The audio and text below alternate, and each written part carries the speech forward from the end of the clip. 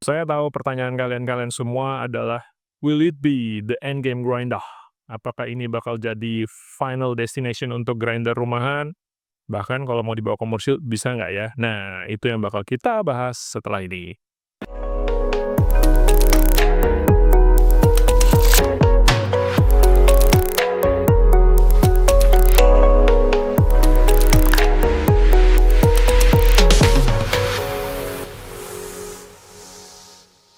Kalau ketemu lagi dengan saya Jonas dari Halo Kopi. Nah, hari ini kita kedatangan sebuah grinder yang sebenarnya sudah ditunggu-tunggu oleh semua penggemar kopi-kopian nih. Ini adalah Timor 078 versi SSP. Jangan lupa yang perlu di-highlight adalah berbawaan dari grinder ini itu SSP MP, diameter 078. Gede itu. Bayangin, Mites One aja itu diameternya 75, dia 78 mili. Dengan red burr coating dan juga geometri itu MP, multipurpose. Multipurpose ini maksudnya adalah bisa dipakai untuk filter, bisa dipakai untuk espresso.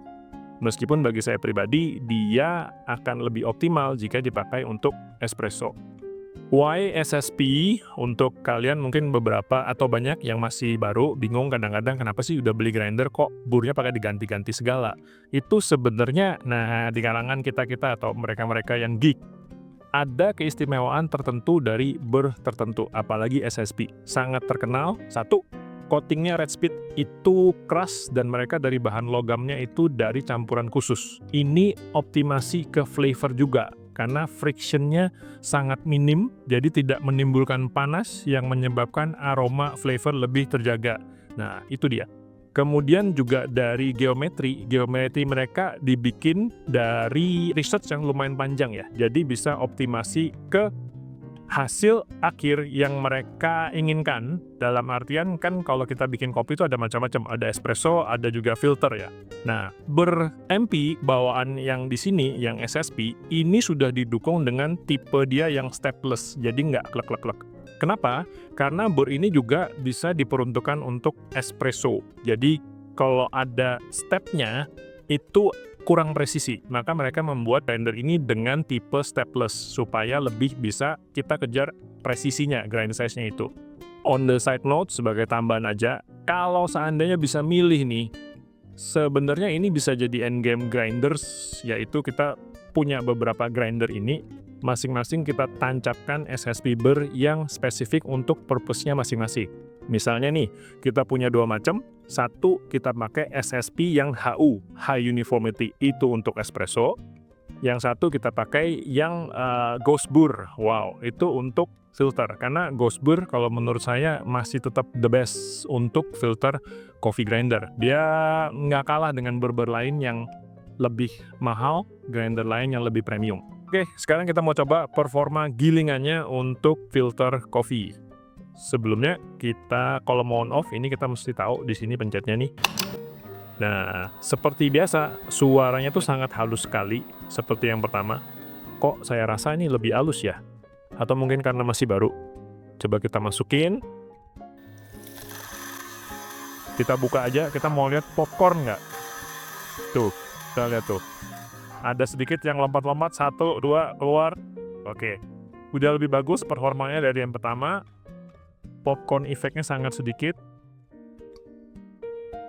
Dia juga punya auto mati ya, jadi kalau beberapa saat dibiarin dia akan mati sendiri secara otomatis. Nah, ini kita kalau lihat nih ada yang tergantung-gantung di sini, tinggal diputar gelak-gelak gitu. Nah, dia akan jatuh.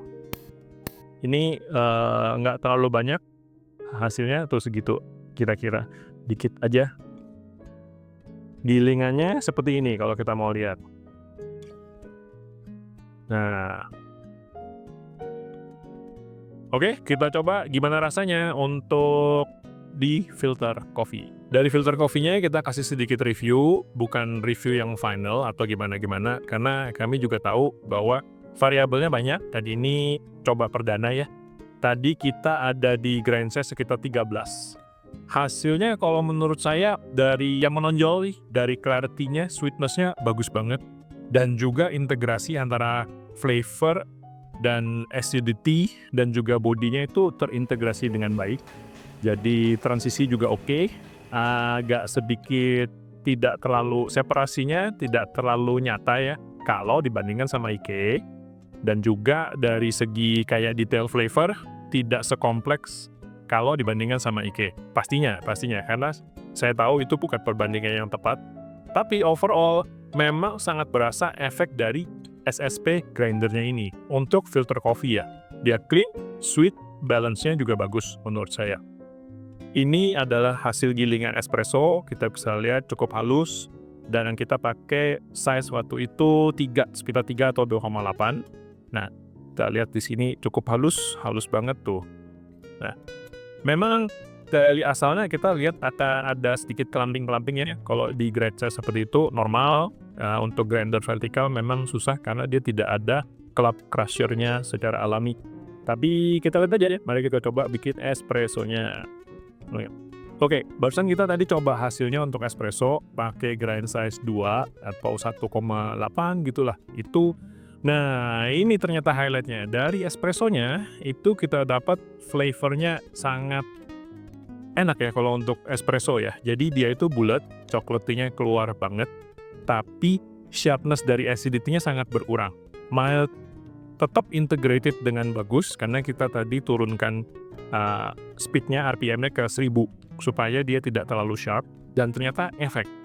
Ini espressonya, black coffee-nya saya suka banget karena sangat-sangat gampang dinikmati. Begitu kita taruh ke cappuccino juga sebenarnya dia oke, cuman memang typical bodinya bukan body yang tebel ya. Seperti biasa kalau bur vertikal, dia typical bodinya agak sedikit medium lah. Tapi clarity bagus banget, sweetness, mantap ini kalau buat espresso nih. Oke, overall ini adalah satu grinder yang menurut saya high quality dari segi build dan dari segi hasil juga sangat sesuai dengan harganya. Jadi dia di kisaran harga 11 jutaan, beda sedikit. Untuk burnya ada dua macam, ada yang SSP atau bur bawaan default dari pabrikan mereka sendiri. Itu mungkin kacanya sekitar 2 jutaan lah. Bagi saya sangat worth it. Kalau saya pilih yang SSP ya. Dan secara quality, secara hasil, juga secara lifetime dia bakal lebih bagus. Kemudian untuk siapakah grinder ini? Kalau menurut saya grinder ini bisa dipakai untuk skala komersial kecil pun masih bisa. Yang pasti pesan dari Benny ini sebagai pengedarnya ini harus ditancapkan di stabilizer. Karena listrik yang naik turun itu bakal bikin dia tidak awet, bisa putus, ya, sekringnya tuh putus. Itu satu. Terus yang kedua, kalau pakai hati-hati di sini nih. Karena ini sangat ringkih ya, harus pelan-pelan dengan penuh perasaan.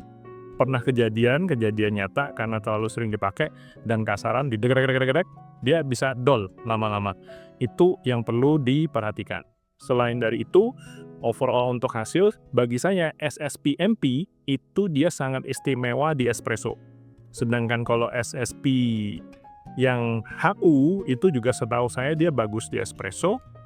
Untuk berbawaannya Timor yang Ghost Bur, nah itu spesial di filter coffee.